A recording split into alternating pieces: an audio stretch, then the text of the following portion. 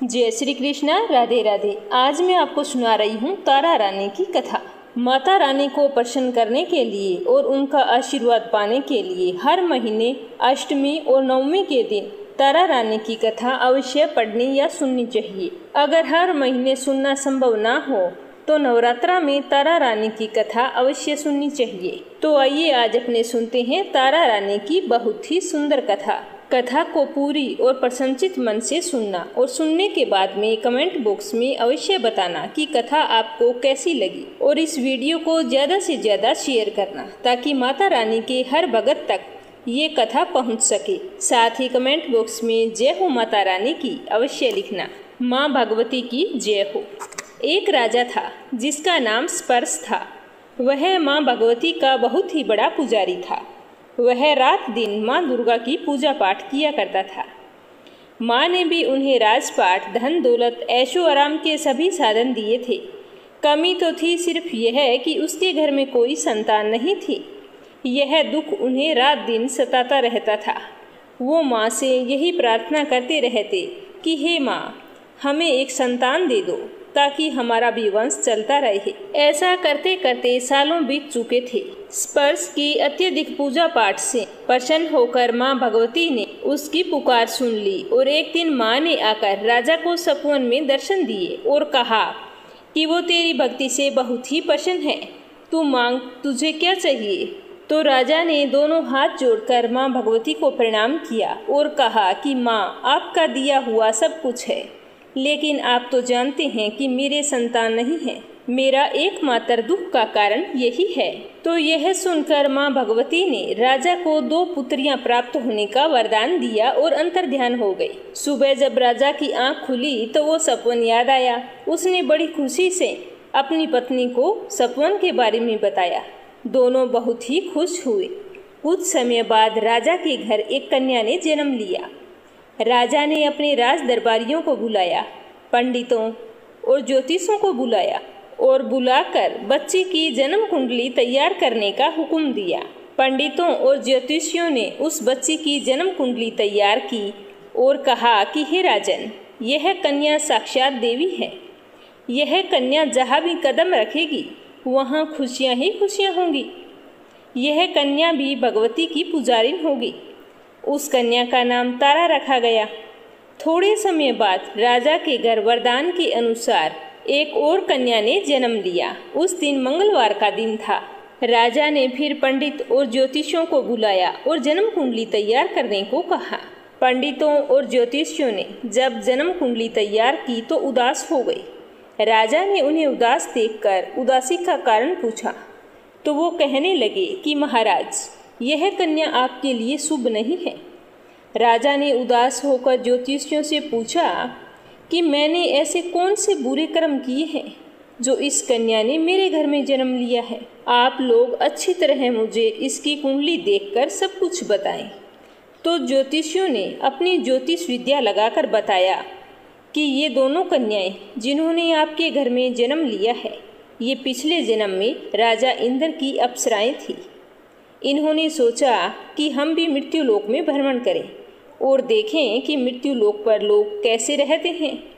तो यह सोचकर दोनों मृत्यु लोक पर आ गई और वहां आकर रहने लगी। एक दिन एकादशी का व्रत आया तो दोनों बहनों ने एकादशी का व्रत रखा। बड़ी बहन का नाम तारा था, छोटी बहन का नाम रुक्मन था। बड़ी बहन तारा ने अपनी छोटी बहन से कहा कि रुक्मन, आज एकादशी का व्रत है, हम लोगों ने आज भोजन नहीं करना है। तू ऐसा कर, बाजार जा और बाजार जाकर फल ले आ। तो अपनी बहन के कहे अनुसार रुक्मन बाजार फल लेने के लिए चली गई। वहाँ उसने मछली के पकोड़े बनते देखे। पकोड़ों को देखकर रुक्मन के मुंह में तो पानी आ रहा था, उससे रहा नहीं गया। तो उसने अपने पैसों से पकोड़े लिए और खा लिए और तारा के लिए फल लेकर वापस आ गई। फल उसने तारा को दे दिए। तारा ने पूछा कि तू तेरे लिए फल क्यों नहीं लाई। तो रुक्मन ने बताया कि मैंने तो आज मछली के पकोड़े खा लिए हैं। तो यह सुनकर तारा को बहुत ही गुस्सा आया। उसने उसी वक्त गुस्से में श्राप दे दिया कि जा नीच, तूने एकादशी के दिन मांस खाया है, नीचों का कर्म किया है। जा, मैं तुझे श्राप देती हूँ कि तू नीचों की जून पाए, छिपकली बनकर सारी उम्र कीड़े मकोड़े ही खाती रहे। इस तरह रुकमन तारा के श्राप से छिपकली बन गई। उसी शहर में एक ऋषि गुरु गोरख जी अपने शिष्यों के साथ रहते थे। उनके शिष्यों में उनका एक चेला था जो बहुत ही तेज स्वभाव का तथा घमंडी था। एक दिन वो घमंडी शिष्य पानी का कमंडल भरकर खुले स्थान में एकांत में जाकर तपस्या के लिए बैठ गया और वो अपनी तपस्या में लीन हो गया। उसी समय वहाँ पर एक प्यासी कपिला गाय आ गई और उसने ऋषि के पास पड़े कमंडल में पानी देखा तो वह बहुत ही प्यासी थी। उसने कमंडल में मुंह डाला और सारा पानी पी गई। जब कपिला गाय ने मुंह बाहर निकाला तो खाली कमंडल की आवाज़ सुनकर उस ऋषि की समाधि टूट गई। तो उसने देखा कि गाय ने तो सारा पानी पी लिया है। तो ऋषि को बहुत ही गुस्सा आ गया और उसने गुस्से में आकर उस कपिला गाय को बुरी तरह से चिमटे से खूब मारा। वह गाय बुरी तरह से लुलुहान हो गई। जब इस बात की खबर गुरु गोरख को मिली तो उन्होंने जाकर कपिला गाय की हालत देखी तो गाय का तो बहुत ही बुरा हाल था।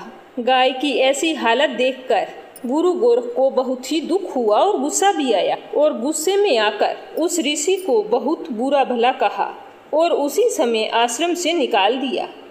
गुरु गोरख ने गाय माता पर किए गए पाप से छुटकारा पाने के लिए कुछ समय बाद एक यज्ञ रचाया। इस यज्ञ का पता उस शिष्य को भी चल गया जिसने कपिला गाय को मारा था। उसने सोचा कि वह अपने अपमान का बदला जरूर लेगा।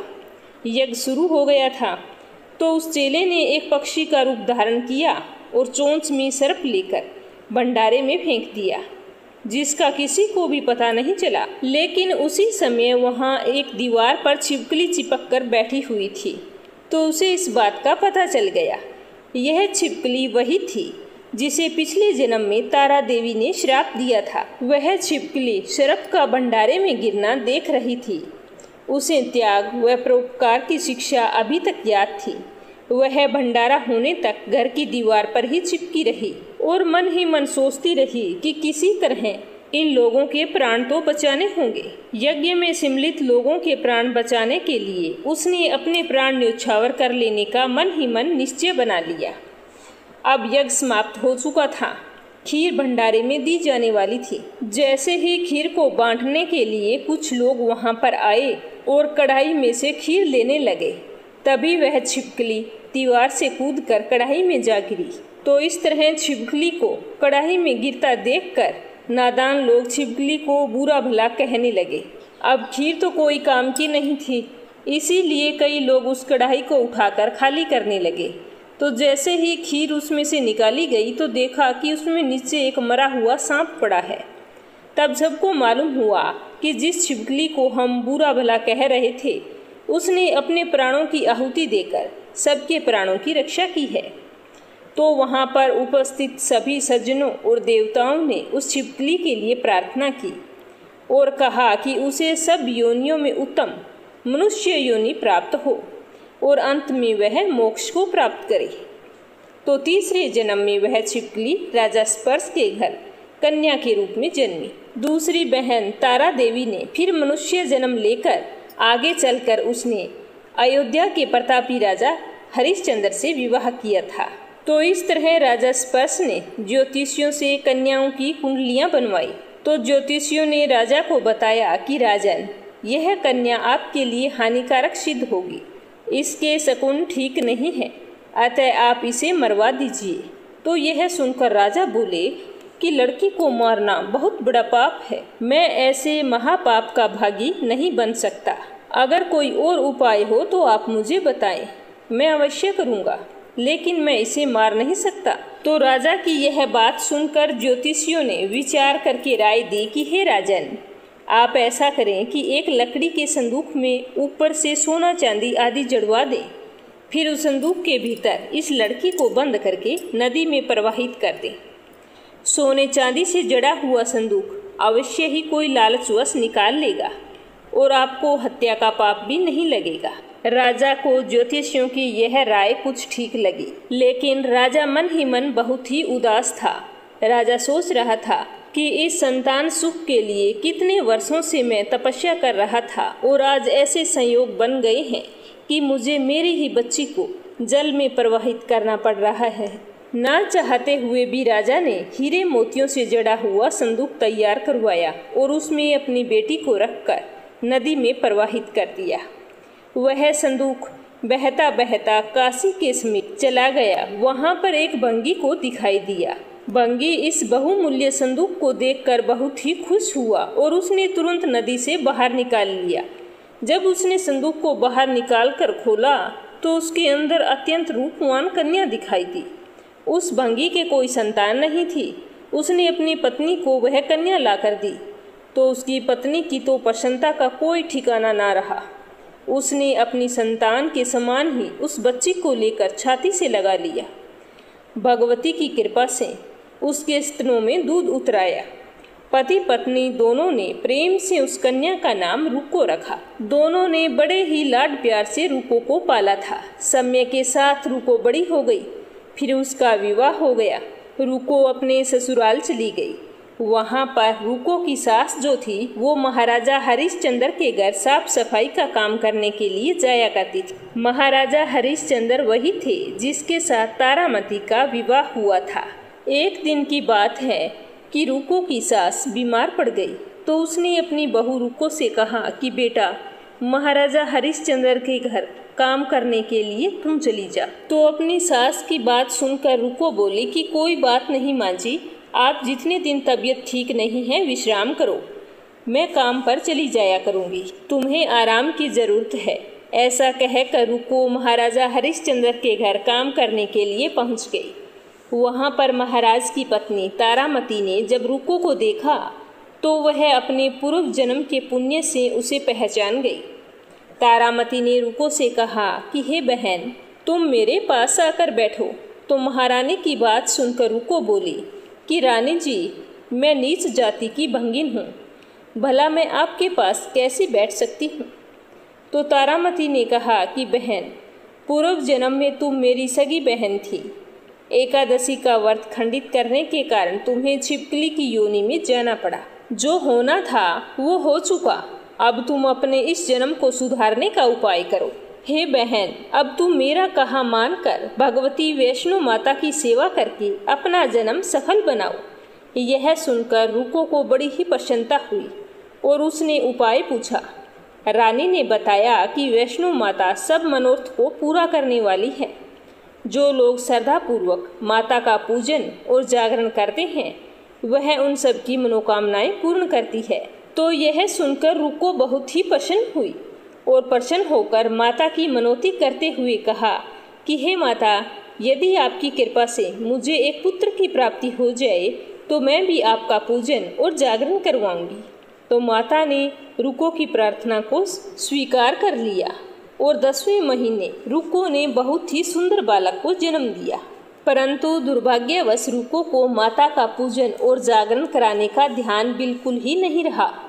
धीरे धीरे वह बालक 5 वर्ष का हो गया तो एक दिन उसे माता निकल आई, जिसे चेचक भी कहा जाता है। तो रुको दुखी होकर अपने पूर्व जन्म की बहन तारामती के पास गई और बच्चे की बीमारी का सारा वृतांत कह सुनाया। तब तारामती ने कहा कि तू जरा ध्यान करके देख कि तुझसे माता के पूजन में कोई भूल तो नहीं हुई। तो इस पर रुको को 6 वर्ष पहले की बात याद आ गई।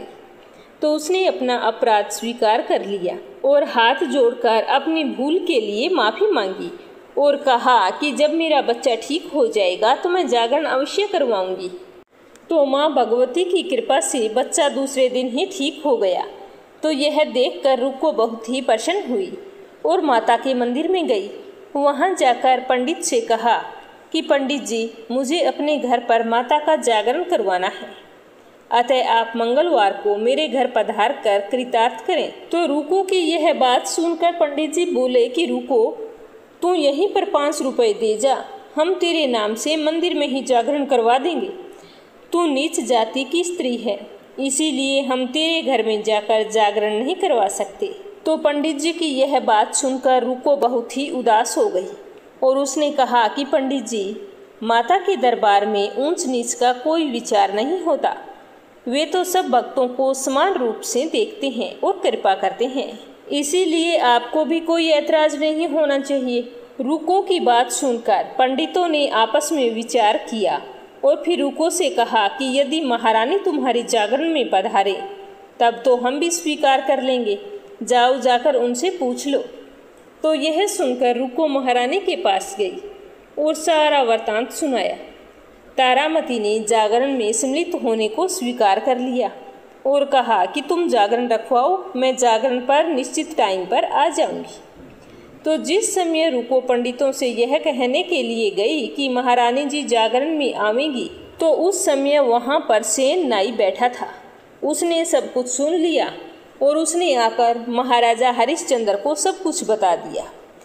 राजा को सेन नाई की बात पर बिल्कुल भी विश्वास नहीं हुआ कि महारानी बंगियों के घर जागरण में जा सकती है। नहीं, ऐसा कभी नहीं हो सकता। तो सेन नाई के बार बार कहने पर राजा ने सोचा कि चलो देखता हूँ, क्या पता सेन नाई की बात सच्ची हो। तो जागरण वाले दिन राजा ने अपनी अंगुली पर थोड़ा सा चीरा लगा लिया ताकि दर्द के कारण नींद न आए। रानी तारामती ने देखा कि जागरण का समय हो रहा है, परंतु महाराज को आज नींद नहीं आ रही। तो उसने मन ही मन माता वैष्णो देवी से प्रार्थना की और कहा कि हे माता, आप किसी भी उपाय से राजा को सुला दें ताकि मैं जागरण में सम्मिलित होने के लिए जा सकूं। तो माता रानी की कृपा से राजा को नींद आ गई। तारामती रोशनदान से रस्सा बांधकर महल से उतरी और रुको के घर जा पहुंची। उस समय जल्दी के कारण रानी के हाथ से रेशमी रुमाल तथा पांव का एक कंगन रास्ते में ही गिर पड़ा। रानी बहुत ही जल्दी में थी, इसीलिए उसने ध्यान नहीं दिया और वो रुको के घर जागरण में चली गई। उधर थोड़ी देर बाद राजा हरिश्चंद्र की नींद खुल गई। वह भी रानी का पता लगाने के लिए निकल पड़े और मन ही मन सोच रहे थे कि सेन नाई की बात मुझे लगता है सच्ची है। महारानी जरूर रुको भंगिन के यहाँ गई होगी। तो वो उसी रास्ते से चल पड़े। तो रास्ते में उन्हें कंगन और रुमाल दिखाई दिया। तो राजा ने ये दोनों चीज़ें रास्ते से उठाकर अपने पास रख ली, क्योंकि राजा तो पहचान गए थे कि ये तो महारानी की हैं, और सीधे रुको के घर चले गए। वहाँ पर जागरण हो रहा था। वहाँ पर जाकर राजा चुपचाप एक कोने में बैठकर दृश्य देखने लगे। जब जागरण समाप्त हुआ तो सबने माता की आरती की। उसके बाद प्रसाद बांटा गया। रानी तारामती को जब प्रसाद मिला तो उसने झोली में रख लिया। यह देखकर लोगों ने पूछा कि आपने प्रसाद क्यों नहीं खाया? यदि आप प्रसाद नहीं खाएंगी तो कोई भी प्रसाद नहीं खाएगा। तो रानी बोली कि तुमने प्रसाद दिया वह मैंने महाराज के लिए रख लिया है, अब आप मुझे मेरा प्रसाद दें। जब दूसरी बार महारानी को प्रसाद दिया गया तो महारानी ने प्रसाद लेकर खा लिया। इसके बाद वहाँ पर आए सारे भक्तों ने माँ का प्रसाद खाया। इस प्रकार से जागरण समाप्त करके प्रसाद खाने के पश्चात रानी तारामती महल की तरफ चली। तो राजा ने आगे बढ़कर रास्ता रोक लिया और कहा कि तूने नीचों के घर का प्रसाद खाया और अपना धर्म भ्रष्ट कर लिया। अब मैं तुझे अपने घर में कैसे रखूं? तूने तो कुल की मर्यादा व प्रतिष्ठा का भी ध्यान नहीं रखा। जो प्रसाद तू अपनी झोली में मेरे लिए लाई है उसे मुझे खिलाकर अपवित्र करना चाहती है। ऐसा कहते हुए राजा ने झोली की ओर देखा तो भगवती की कृपा से प्रसाद के स्थान पर उसमें चंपा, गुलाब और गेंदे के फूल, कच्चे चावल और सुपारियां दिखाई दी। तो राजा यह चमत्कार देखकर आश्चर्यचकित रह गया। राजा हरिश्चंद्र रानी तारा को साथ लेकर महल लौट आए। वहीं रानी ने ज्वाला मैया की शक्ति से बिना माचिस या चकमक पत्थर की सहायता से राजा को अग्नि प्रज्वलित करके दिखाई, जिसे देखकर राजा का आश्चर्य और भी बढ़ गया।